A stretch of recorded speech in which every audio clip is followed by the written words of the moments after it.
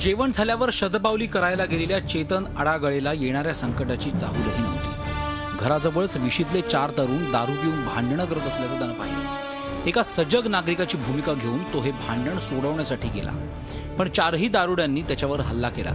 त्याचा जागीच मृत्यू झाला। नागपूरच्या शिवनगर भागात ही घटना घडली। पोलिसांनी आकाश मनोहरे, सूरज गायकवाड, हर्षल हिवाळे, मंगेश खेळकर या 4ही आरोपींना अटक केली। त्यापैकी दोघांची गुन्हेगारी पार्श्वभूमी आहे।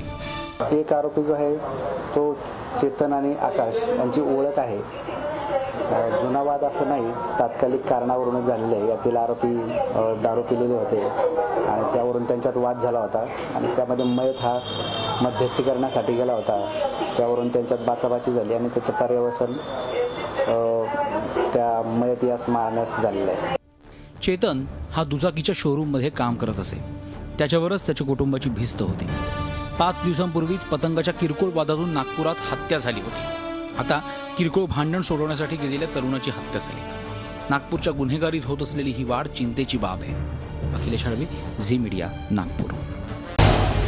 झी 24 तास रहा एक पाऊल पुढे।